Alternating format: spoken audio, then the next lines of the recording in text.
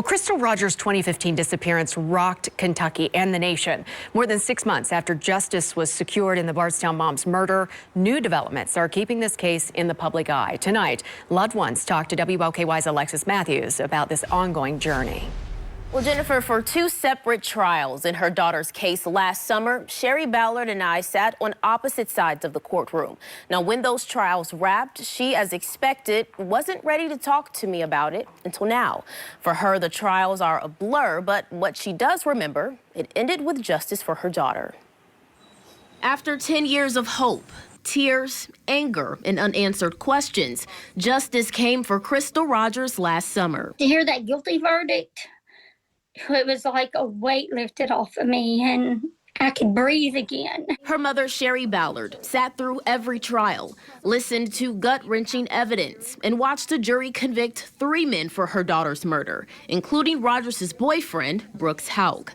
Cameras were not allowed inside the courtroom, but now Mrs. Ballard details one of the most difficult times of her life, and being in the same room with the Houck family, alleged co-conspirators in the 35-year-old's disappearance who have not been charged. It's very difficult being around them, but you know what? I just hold my head up and I think I'm gonna do this, and I'm not gonna let that family get to me and intimidate me. I'm over all that. Fearlessness is what Ballard was forced to embody on this unexpected journey after losing her daughter in 2015 and her husband, Tommy, 1 year later. You have no choice, and you do it for them. So that gives you a lot of strength you don't know that you might possess. Ballard's strength renewed July 8th when justice was served and she was met with a warm welcome back in Bardstown. To drive into town and see all that support, it still makes me cry today to think about it. That courage continued as she, with confidence and poise, addressed her daughter's killers at their formal sentencing.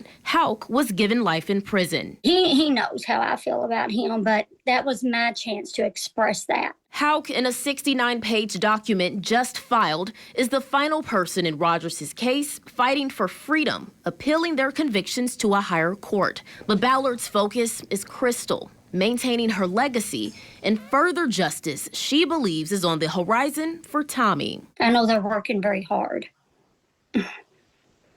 And one day.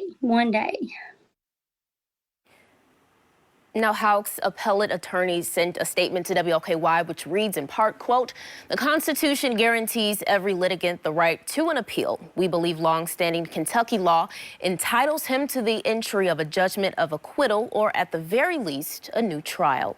Now, you can read that appeal on WLKY.com or on our mobile app.